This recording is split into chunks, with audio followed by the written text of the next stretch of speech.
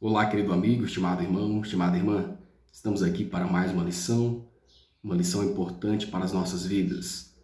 Esperança para o pecador. Nós estamos vivendo na fase do juízo investigativo. O juízo investigativo onde a vida de cada pessoa é passada diante do poder divino. A vida de cada pessoa é passada diante de Deus. E como está o resultado dessa investigação na nossa vida? Qual será o resultado do juízo na nossa vida? Esperança para o pecador. Para todo pecador arrependido, irmãos, existe esperança. A esperança é se voltar para Deus em arrependimento. Nos arrependermos da nossa vida de pecado. O caminho de volta para Deus é Cristo, por meio do arrependimento. Confessarmos nossas culpas, nossos pecados, nossas dificuldades. O caminho de volta para Deus é o arrependimento em Cristo Jesus, por nossa vida de pecado. Então, precisamos voltar do caminho da morte para o caminho da vida. Cristo é essa esperança. Nós podemos nos lembrar da história daquela mulher do fluxo de sangue, que apesar de toda a dificuldade, ela decidiu ir atrás da sua esperança. Ela buscou a Cristo. Nós podemos nos lembrar da história daquela mulher cananeia que tinha uma filha endemoniada. A sua esperança era Cristo e ela foi atrás de Cristo. Nós podemos nos lembrar da história de Jairo. A sua filha estava à beira da morte, mas ele teve e tinha esperança em Cristo Jesus. Ele sabia que em Cristo Jesus a sua vida poderia ser transformada, que em Cristo Jesus a vida da sua filha poderia receber a sua vida de volta. Cristo era a esperança dessas pessoas. E também Cristo é a nossa esperança nesse momento. Sempre foi e sempre será. Então nós temos que nos lembrar que Cristo é a verdadeira esperança de cada pecador.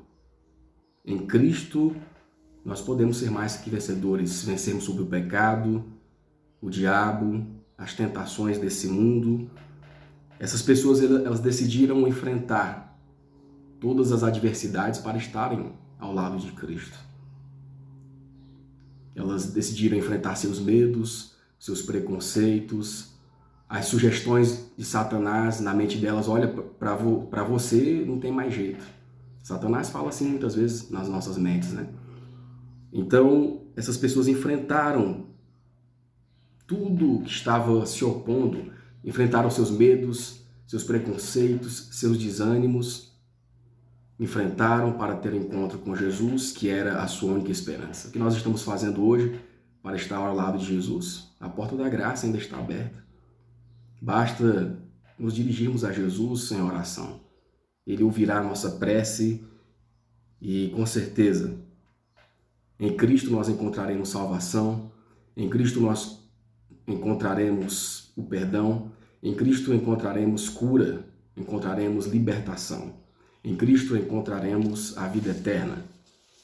O período que nós estamos vivendo é soleníssimo, por isso é importante o estudo desta lição para compreendermos a vontade de Deus para a nossa vida.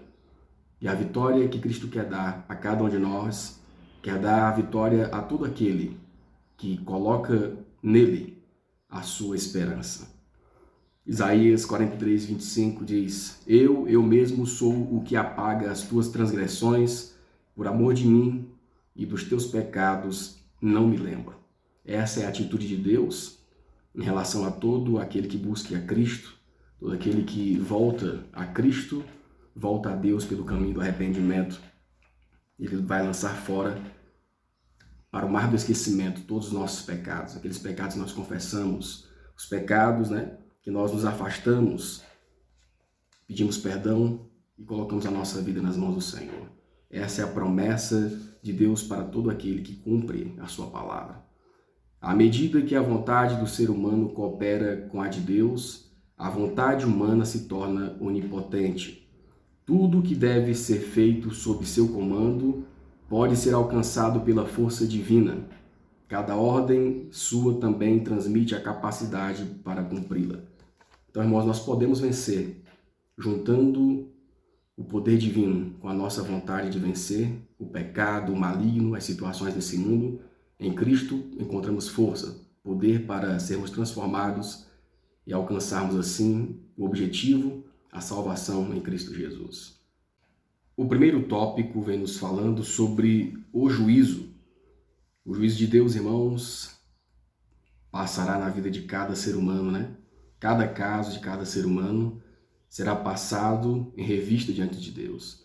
Cada caso será julgado diante de Deus, diante do tribunal divino. A letra A, como as escolhas que fazemos na vida afetam nosso destino eterno. Eclesiastes 11, verso 9. Alegra-te, jovem, na tua mocidade, e alegre-se o teu coração nos dias da tua mocidade, e anda pelos caminhos do teu coração e pela vista dos teus olhos. Sabe, porém, que por todas essas coisas Deus te trará a juízo. Todas as nossas escolhas, todas as nossas práticas e atitudes serão passadas diante de Deus. Deus nos dá o livre-arbítrio. O livre-arbítrio, nós podemos fazer as nossas escolhas, andar conforme a nossa própria vontade ou conforme a vontade do Senhor, né? As nossas escolhas são nossas e também as consequências são nossas também. E todas as consequências da nossa vida em relação a algo que nós praticamos ou que deixamos de praticar. Então, nossas escolhas, atitudes, práticas podem impactar o nosso futuro. E esse impacto pode ser de tamanha grandiosidade que seja uma consequência, que tenha por consequência algo, vamos dizer assim, que pode durar o efeito dessa consequência para sempre. A perdição eterna do ser humano devido às suas escolhas e devido então às suas consequências. Adorar a Deus, não adorar a Deus. Ser obediente a Deus ou não ser obediente a Deus. Deus nos deixa livre para escolhermos, mas Ele mostra o caminho, né? Seguirmos o conselho do mundo, de Satanás e suas ideias, ou seguirmos o conselho divino e praticarmos a vontade divina. Obedecer à lei de Deus ou não obedecermos. As escolhas estão à nossa frente. Temos o livre-arbítrio, mas também sofreremos as consequências de acordo com a nossa escolha, atitudes e práticas. Nós podemos obedecer à lei de Deus, a sua lei, ou não obedecer. Podemos escolher seguir o mundo, Satanás, suas tentações. Conforme a nossa escolha, obteremos um resultado. Então aqui está o conselho divino para cada um de nós. Alegre-te, jovem, faça, né, o que está à sua vista, conforme a vontade de Deus, mas conforme a sua escolha também. Mas tudo será levado a juízo diante de Deus, né? Todas as coisas Deus trará a juízo. E nós estamos vivendo então nesse período de juízo investigativo. A nossa vida é passada diante de Deus. Nomes são aceitos, nomes são rejeitados. Qual está sendo a nossa condição diante do Senhor? A letra B. O juízo aborda apenas atitudes perversas abertas ou há alguma exceção? Eclesiastes 12, 13 e 14, Romanos 14 e 12. A leitura que fizemos da primeira questão foi Eclesiastes 11, verso 9. De tudo que se tem ouvido, o fim é: teme a Deus e guarda os seus mandamentos, porque este é o dever de todo homem. Porque Deus há de trazer a juízo toda a obra, até tudo que está encoberto, quer seja bom, quer seja mal. Romanos 14, 12. De maneira que cada um de nós dará conta de si mesmo a Deus. Então Deus levará a juízo todas as nossas práticas, todas as nossas escolhas, todas as nossas atitudes, sejam boas ou sejam más. Aquelas que são reveladas, aquelas que estão patentes aos olhos das pessoas, e aquelas que estão escondidas, né? Aquelas que só eu sei, aquelas que só você sabe. Diante de Deus nós não podemos esconder nada. tudo está sendo registrado diante do altar divino. Então todas as nossas ações serão julgadas.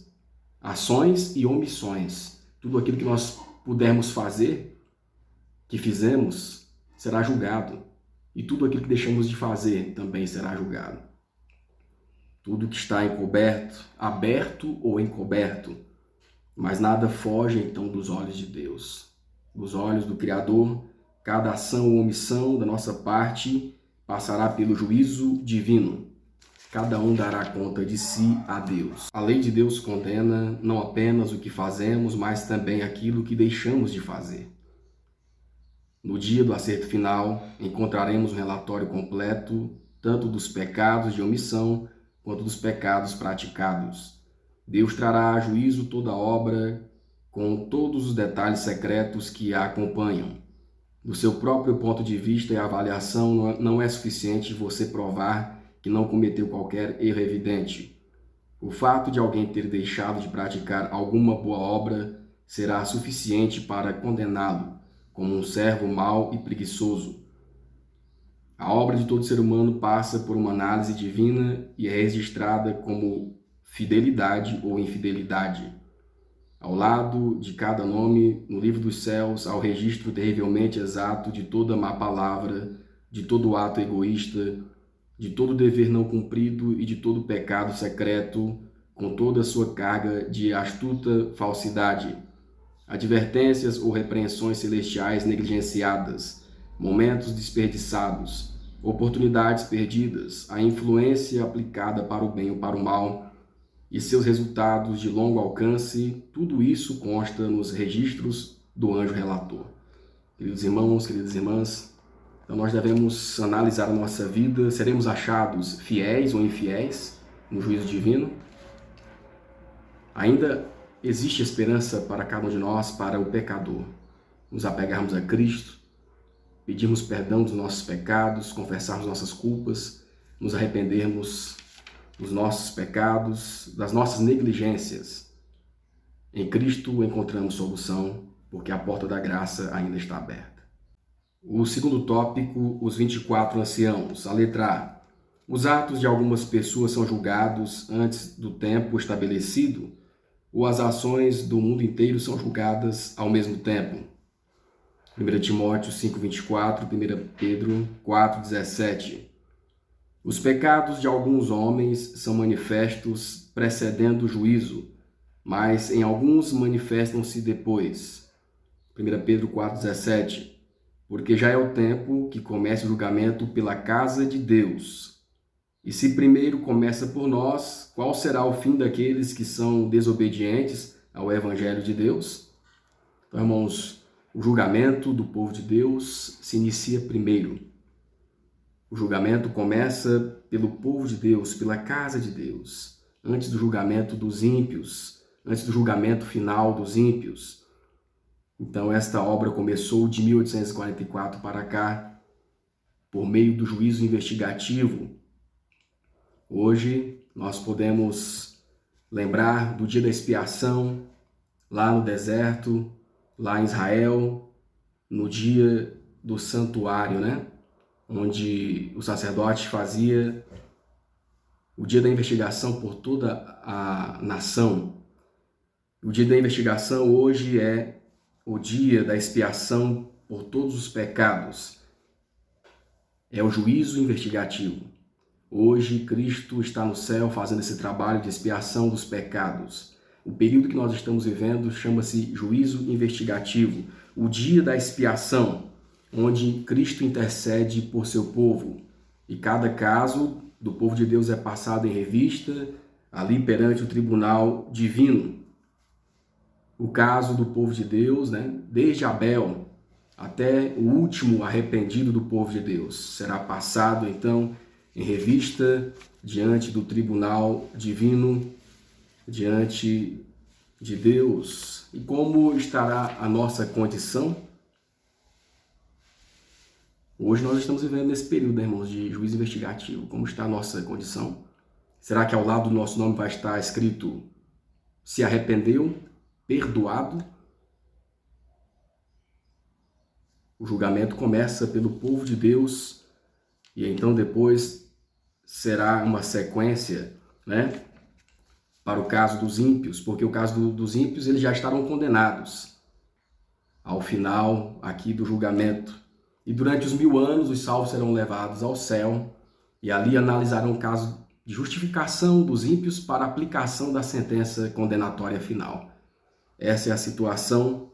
Então, desde Abel até o último arrependido, o caso está passando em revista, primeiro pelos mortos, depois entra para os vivos, de 1844 para cá, né? Das pessoas fiéis à palavra do Senhor, ao professo povo de Deus. Então, o caso de cada um será passado em revista. E os ímpios já estão condenados para a morte eterna, na volta de Jesus. Nos 1000 anos, o povo de Deus é levado ao céu. E durante esses 1000 anos, então, eles analisam o caso dos ímpios para a aplicação da sentença final, a sentença condenatória. Diz assim a nota que elucida um pouco mais, é um estudo que deve ter um pouco mais de aprofundamento, aqui é uma lição um pouco mais resumida, mas você pode estudar com o pastor da sua igreja, com o dirigente, obreiros, né? E pessoas que trabalham com estudos bíblicos também. No serviço simbólico, apenas os que se apresentavam diante de Deus em confissão e arrependimento, cujos pecados eram transferidos para o santuário por meio do sangue da oferta pelo pecado, é que participavam do serviço do dia a dia da expiação. Assim, no grande dia da expiação, no dia da expiação final e do juízo investigativo, os únicos casos considerados são os do professo povo de Deus. O julgamento dos ímpios é uma solenidade diferente e separada e ocorre num tempo futuro. No caso aqui, né, estamos vivendo um tempo de juízo investigativo, então é passado o caso do povo de Deus nesse momento. Desde Abel até o último arrependido. Primeiro o caso dos mortos, depois dos vivos, fiéis ao Senhor, ou professa o povo de Deus. Depois, os salvos, na volta de Jesus, serão levados para o céu durante 1000 anos. Vão analisar o caso dos ímpios que já foram condenados pela volta de Jesus, por não se arrependerem dos seus pecados. E ali será lavrada a sentença de aplicação da condenação final. A letra B, quem está auxiliando Cristo em sua obra mediadora no céu? De onde essas pessoas vieram? Apocalipse 4, verso 4, Apocalipse 5, verso 8 e 9, Efésios 4 e 8, Mateus 27, 52 e 53. Quem está auxiliando Cristo na sua obra mediadora e de onde essas pessoas vieram? E ao redor do trono havia 24 tronos. E vi assentados sobre os tronos 24 anciãos, vestidos de vestes brancas, e tinham sobre a cabeça coroas de ouro. E havendo tomado o livro, os 4 animais e os 24 anciãos prostraram-se diante do Cordeiro, tendo todos eles harpas e salvas de ouro cheias de incenso, que são as orações dos santos, e cantavam um novo cântico, dizendo: Digno és de tomar o livro e abrir os selos, porque foste morto e com teu sangue compraste para Deus homens de toda tribo e língua e povo e ancião e nação. Pelo que diz, subindo ao alto, levou cativo ao cativeiro, levou cativo o cativeiro e deu dons aos homens. Mateus 27, 52 e 53. E abriram-se os sepulcros, e muitos corpos dos santos que dormiam foram ressuscitados, e saindo dos sepulcros, depois da ressurreição dele, entraram na cidade santa e apareceram a muitos. Então nós vemos aqui os 24 anciãos que estão auxiliando Cristo lá no trabalho do santuário. Os 24 anciãos, segundo a história, são pessoas, né? História e o espírito de profecia são pessoas que entregaram sua vida em favor da obra do Senhor no período de Cristo. E quando Cristo, então, foi ressuscitado, eles também voltaram à vida. e foram levados ao céu. Agora com essa obra especial. Eram pessoas, né, que entregaram as suas vidas em prol do Evangelho, em prol da palavra do Senhor, em favor do Evangelho, primícias da ressurreição de Cristo. São testemunhas da ressurreição de Cristo, primícias da obra do Criador de voltar à vida. Nós não sabemos o nome dessas pessoas, mas podem ter sido mártires daquele tempo, pessoas que realmente entregaram a sua vida ao Senhor, pessoas que foram fiéis, né, em prol do Evangelho. Então nós temos aqui o relato dessas pessoas que estão no céu, são primícias da ressurreição de Cristo, são testemunhas, né, de Cristo e do poder de Deus em trazer o homem de volta à vida. Ao ressuscitar, Cristo ergueu da sepultura uma multidão de cativos. O terremoto, por ocasião da sua morte, abriu as sepulturas e essas pessoas ressurgiram com ele. Haviam sido colaboradoras de Deus, que à custa da própria vida deram testemunho da verdade. Agora deveriam testemunhar daquele que as ressuscitou dos mortos. Durante seu ministério, Jesus ressuscitou mortos. O filho da viúva de Naim, a filha do príncipe da sinagoga e Lázaro são exemplos desse milagre. Contudo, essas pessoas não voltaram à vida revestidas da imortalidade. Mesmo após terem vivido, ainda estavam sujeitas à morte. Todavia, as pessoas que voltaram da sepultura na ressurreição de Cristo ressurgiram para a vida eterna. Subiram com ele às moradas celestes, como troféus de sua vitória sobre a morte e sepultura.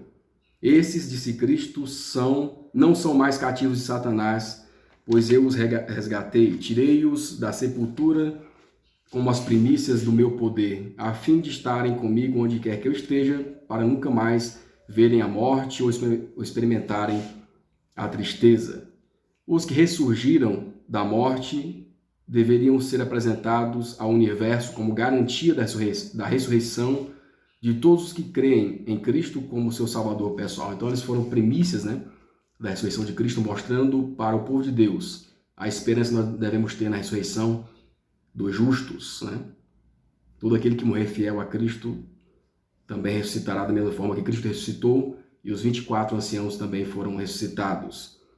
O mesmo poder que ressuscitou Cristo dos mortos ressuscitará a sua igreja e a glorificará com Cristo como sua noiva, acima de todos os principados, acima de todas as potestades, acima de todo nome, não somente acima neste mundo, mas também nas cortes celestiais do mundo acima. A vitória dos santos que hoje dormem será gloriosa na manhã da ressurreição. A vitória de Satanás terminará e Cristo triunfará em sua glória e honra. A letra C. Em que lugar e na companhia de quem essas pessoas estão agora ocupadas em sua obra? Apocalipse 4, de 1 a 3 e 8, Salmos 11, verso 4, Daniel 7, 9 a 11. Então, irmãos, nós podemos ler uma leitura longa, mas nós podemos ver que são os 24 anciãos, que eles estão ao redor do trono de Deus, né? Estão ali no santuário celestial, agora auxiliando Cristo nessa obra, né? Na obra que Cristo está realizando no santuário celestial.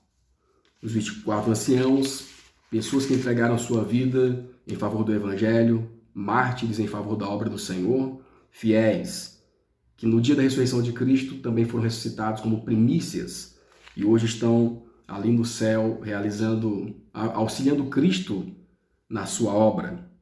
Agora estão ocupados ali no santuário celestial, auxiliando Cristo na sua obra. Cristo, o nosso intercessor, realiza a sua obra hoje perante o tribunal divino em favor do seu povo, em favor de cada pessoa que se entregue a Cristo. O Senhor está no seu santo templo, o trono do Senhor está nos céus, e os seus olhos estão atentos e as suas pálpebras provam os filhos dos homens.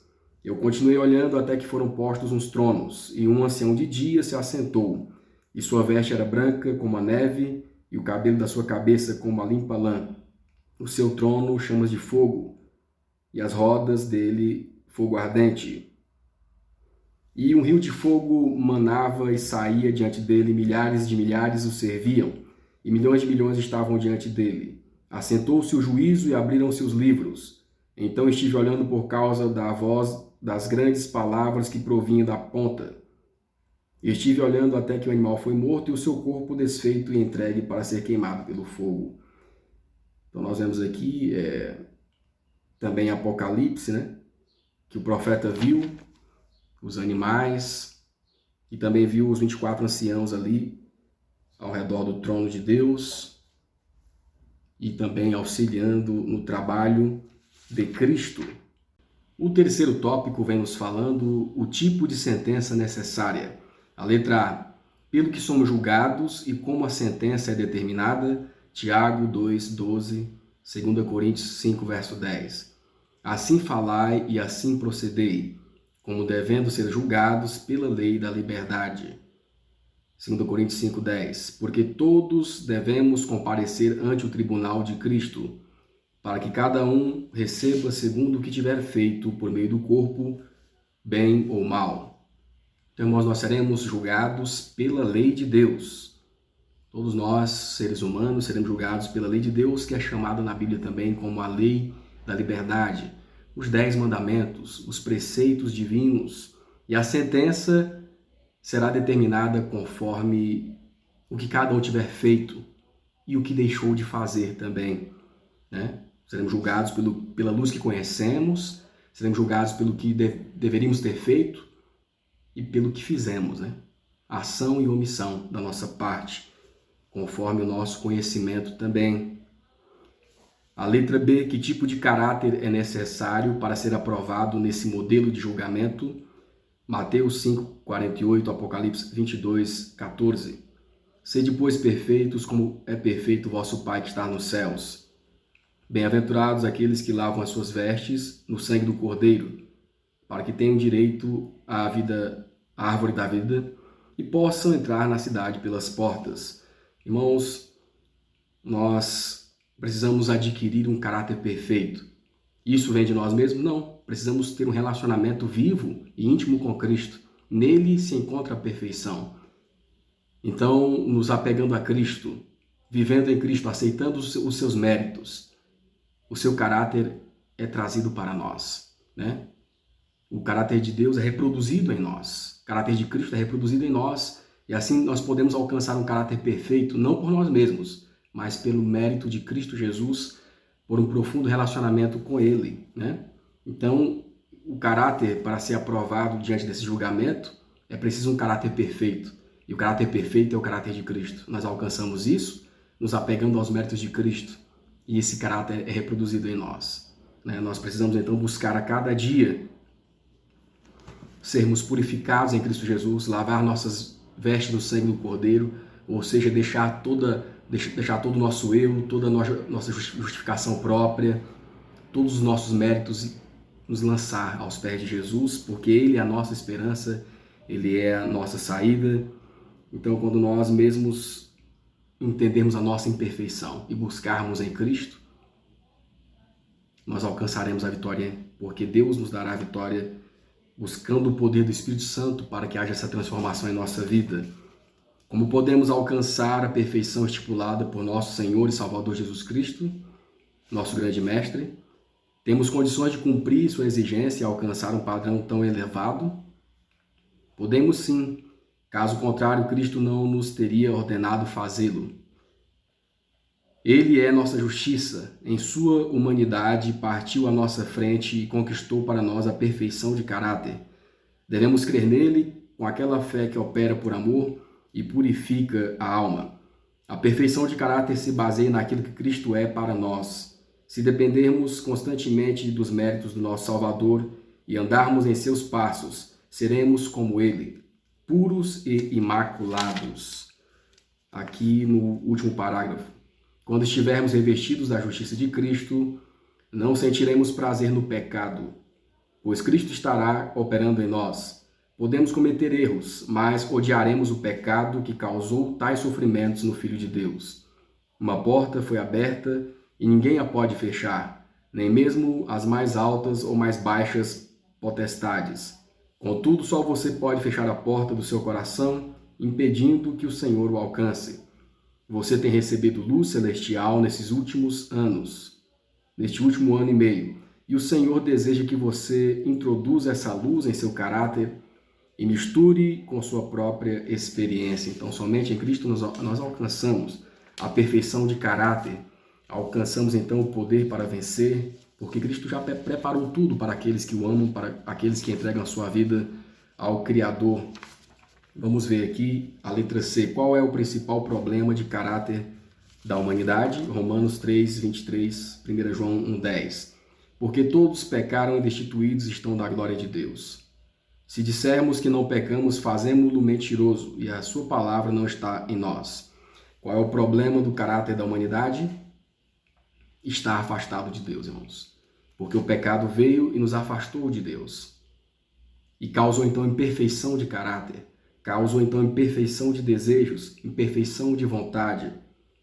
E quando nós nos afastamos de Deus, o nosso caráter é imperfeito. Mas em Cristo nós podemos voltar a estar na presença de Deus. Em Cristo nós podemos alcançar novamente a perfeição de caráter. Em Cristo nós podemos então estar na presença do Criador, recebendo a sua graça, por meio e pelos méritos de Cristo Jesus. O quarto tópico vem nos falando sobre esperança para os pecadores. Esperança para os pecadores. A letra A. Que promessa revela existir esperança para os pecadores? Isaías 43, 25. Eu mesmo sou o que apago as tuas transgressões, por amor de mim e dos teus pecados não me lembro. Então, irmão, Satanás muitas vezes tem colocado na nossa mente, na mente de muitas pessoas, olha, não tem jeito mais para o seu caso. Não tem jeito mais para você. Mas isso é uma mentira satânica, é uma mentira de Satanás. Não acredite nas sugestões de Satanás, né? Se volte para Deus, se volte para Cristo, o único mediador entre Deus e os homens. Confesse seu pecado a Jesus e Ele está realizando o seu trabalho de intercessão por cada um de nós. Ainda hoje, Cristo, né, é a nossa esperança. Cristo é o nosso advogado diante do tribunal divino.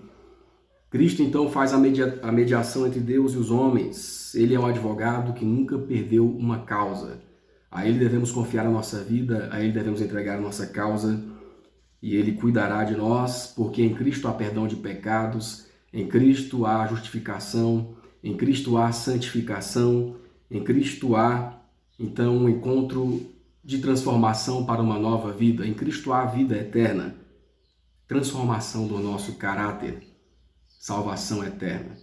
Então, em Cristo nós encontramos a verdadeira esperança para os pecadores. E a Ele devemos nos apegar dia a dia. Jesus está em seu santo templo e ainda aceita nossos sacrifícios, nossas orações e nossa confissão de faltas e pecados. Ele ainda perdoa todas as transgressões de Israel e as apaga antes que saia do santuário.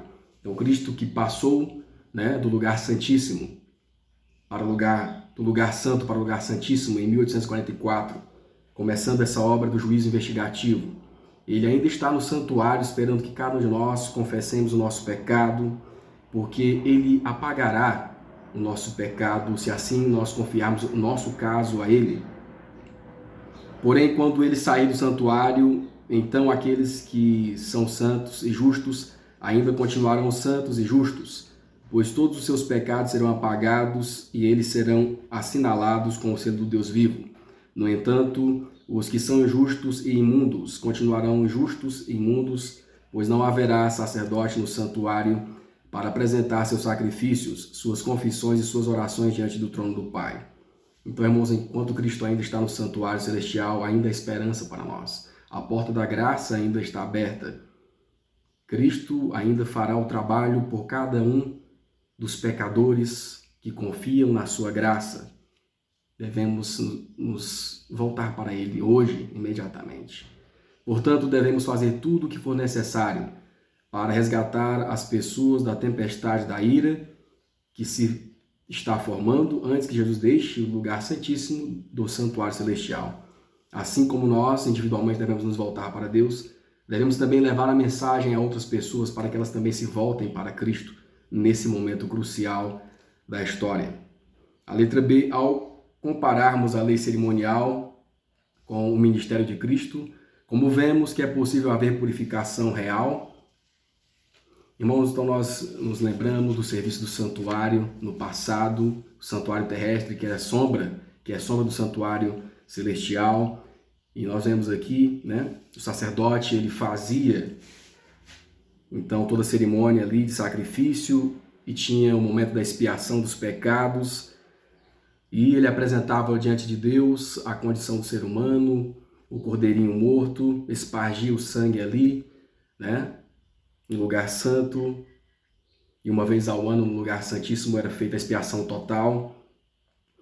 E então os pecados de toda a nação eram transmitidos ali para aquele bode, o bode expiatório que era levado ao deserto e morria ali no deserto, simbolizando então Satanás. Cristo também, no santuário celestial, hoje é nosso mediador, aceita as nossas confissões, nos estende o perdão dos nossos pecados e como mediador, Cristo mostra ao Pai os méritos do seu sacrifício. Cristo mostra ao Pai: Senhor, morri por tal pessoa.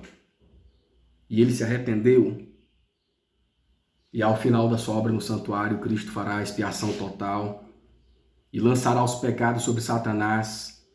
E Satanás, então, né, receberá todo o peso dos pecados que ele levou a humanidade a praticar. E ao final, Satanás será eliminado juntamente com todos os pecadores. Então, por isso nós precisamos entender o simbolismo do santuário do passado e o que ocorre hoje no santuário celestial. No serviço simbólico, nós podemos ler também Hebreus 10, 1 e 2, Apocalipse 19, verso 8. Vamos ler aqui o comentário. O Grande Conflito, página 485, diz assim: no serviço simbólico, assim que o sumo sacerdote fazia a expiação de Israel, aparecia à porta e abençoava a congregação. Do mesmo modo, Cristo, no final da sua obra como mediador, aparecerá sem pecado para a salvação, visando abençoar seu povo que o aguarda para a vida eterna. Assim como o sacerdote, ao remover os pecados do santuário, os confessava sobre a cabeça do bode expiatório, assim também Cristo colocará todos esses pecados na conta de Satanás, o originador e instigador do pecado. Ao levar a culpa de todos os pecados que fez o povo de Deus cometer, Satanás ficará preso à terra por 1000 anos. Nosso planeta ficará desolado, sem habitantes, e o inimigo finalmente sofrerá toda a punição do pecado ao queimar no fogo que destruirão todos os ímpios. Desse modo, o grande plano redentor se cumprirá na eliminação do pecado e na libertação de todos os que estiveram dispostos a renunciar ao mal. Cada um de nós tem um caso pendente no tribunal celeste. Devemos ser julgados individualmente de acordo com as obras que realizamos pelo corpo. No serviço simbólico, quando o sumo sacerdote realizava a obra de expiação no lugar santíssimo do santuário terrestre, exigia-se do povo que afligisse a alma diante de Deus e confessasse os pecados para que estes fossem expiados e apagados. Será que uma exigência menor recai sobre nós neste dia da expiação profetizado, quando Cristo está pleiteando em favor do seu povo no santuário celestial e a decisão final irrevogável deve ser pronunciada sobre cada caso? Irmãos, no dia da expiação, no passado, homens e mulheres estavam, diante de Deus em humildade, em confissão de pecado, em arrependimento, olhando para a sua própria vida, uma aflição de alma diante de Deus para ser aceito por Deus. E hoje, irmãos, nós devemos também estar diante do juízo divino, juízo investigativo, o dia da expiação para nós. Como deve estar o nosso espírito? Devemos estar vivendo em humildade, buscando a presença do Senhor, buscando a confissão do pecado, o abandono do pecado, o afastamento do pecado, e vivermos uma vida de contrição de espírito diante de Deus, porque o pecado nos afastou de Deus e hoje nós estamos vivendo nesse período de juízo investigativo. Mas Cristo é a nossa esperança para todo aquele que confessar o seu pecado, se entregar a Ele, andar em humildade diante dEle. Cristo é a esperança de salvação para cada um de nós. O quinto tópico vem nos falando, esquecendo o pecado. O que precisa, letra A, o que precisa acontecer antes que os pecados sejam definitivamente apagados? Atos 3, verso 19. Arrependei-vos, pois, e convertei-vos, para que sejam apagados os vossos pecados, e venham assim os tempos de refrigério pela presença do Senhor. Hoje, irmãos, nós precisamos nos arrepender dos nossos pecados. E Cristo é o caminho para o arrependimento, para o verdadeiro arrependimento. Cristo é o caminho de volta para Deus. Precisamos nos arrepender dos nossos pecados, antes que eles sejam definitivamente apagados. Hoje precisamos nos arrepender e nos converter. Só em Cristo nós encontramos verdadeiro arrependimento e verdadeira conversão. Então, quando nós confessamos o nosso pecado a Cristo, Ele é fiel e justo para nos perdoar de todo pecado. E Cristo, então, leva os seus méritos ao Pai. Deus nos aceita por intermédio de Cristo, aceita e nos dá perdão. Todos os que se arrependeram verdadeiramente do pecado e que pela fé exigiram o sangue de Cristo como seu próprio sacrifício expiatório, tiveram um perdão acrescentado ao seu nome nos livros do céu. Por isso, à medida que se tornaram participantes da justiça de Cristo, e ao verificar-se que seu caráter está em harmonia com a lei de Deus, seus pecados serão apagados e eles mesmos serão considerados dignos da vida eterna. Todo caso foi decidido para a vida ou para a morte. Enquanto Jesus ministrava no santuário, o julgamento ocorria primeiro para os justos mortos e a seguir para os justos vivos. Cristo recebeu o seu reino após ter feito expiação por seu povo e apagado seus pecados. Logo após, os súditos do reino estavam completos. As bodas do Cordeiro se consumaram. Na sequência, o poder e a grandeza do reino debaixo de todo o céu foram dados a Jesus e aos herdeiros da salvação, e o Salvador reinaria como Rei dos Reis e Senhor dos Senhores. Se Jacó não tivesse se arrependido previamente do pecado de ter obtido a primogenitura por fraude, Deus não teria ouvido a sua oração, nem teria misericordiosamente preservado a sua vida. Assim, no tempo de angústia, se o povo de Deus tiver pecados